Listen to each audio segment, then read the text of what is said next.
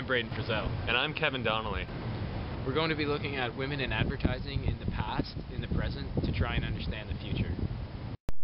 The origin of the hypersexualization of women in advertising can be found in the pinup girls created by artists such as Alberto Vargas and George Petty in the 1930s and 40s.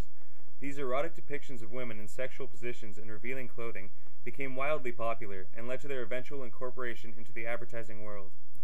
Advertisers began to use less edgy versions of pinup girls in commercials and advertising campaigns to play off the intense fixation the public seemed to have on them. One of the most famous campaigns to include pinup girls was the Maidenform Bra Dream campaign. Featuring women in fantastical settings and playing out different dream scenarios, the ads were extremely successful.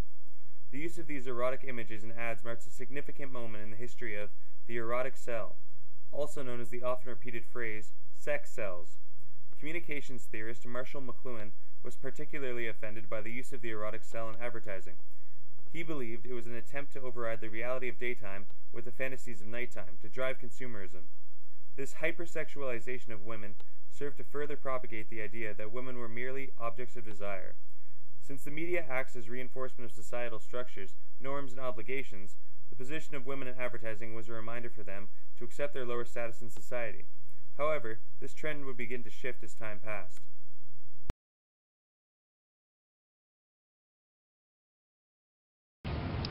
Studies have shown that an individual's perception of beauty can be greatly affected by the media, especially in advertisements. For instance, in 1985, an experiment conducted by the Washington State University media professor Alex Tan showed that advertisements can augment the value of beauty and essentially transform an abstract concept into something tangible. After showing female teens certain cosmetic commercials, Tan found that the test subjects reported that being beautiful and attracting a mate was extremely important to them. Those results differed greatly from the reports of the control group, which was not shown the advertisements.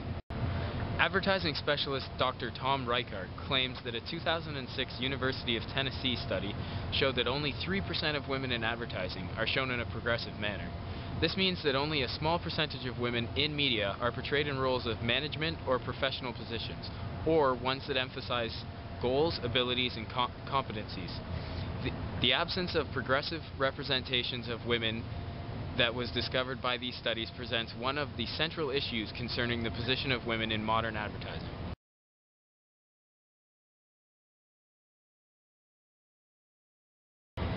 However, there are recent examples of women in advertising being portrayed somewhat progressively.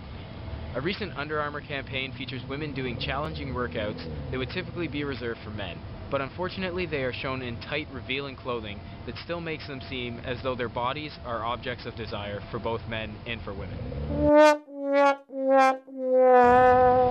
Perhaps the most impressive recent campaign that truly avoids hypersexualizing women is the Dove campaign for Real Beauty. Dove found that only 13% of women are satisfied with their bodies, and that only 2% of women feel that they are beautiful. The ads feature real, everyday women in an attempt to combat society's narrow definition of what it means to truly be beautiful, and to increase the level of comfort that women have with their bodies. The results were extremely positive, and the ads have been running since 2004.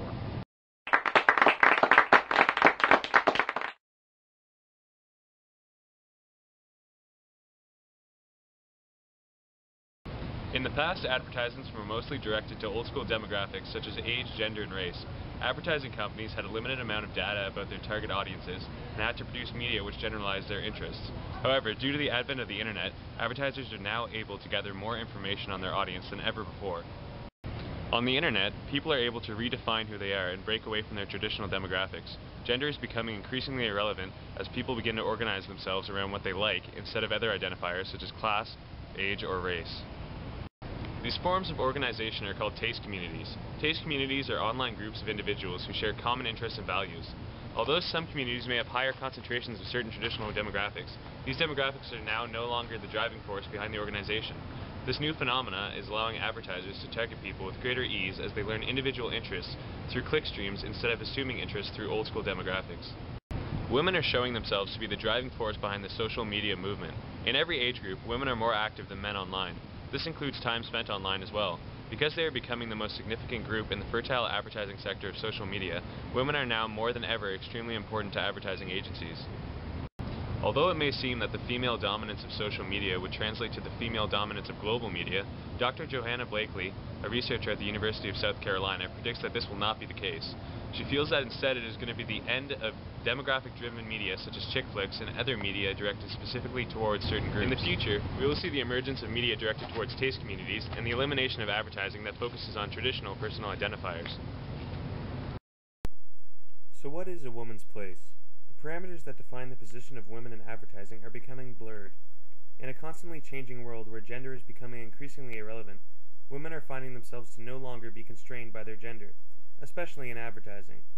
Just as advertising reflects the status of women in the early part of the 20th century, it will continue to transform to represent how modern women, as well as the women of the future, interact with society.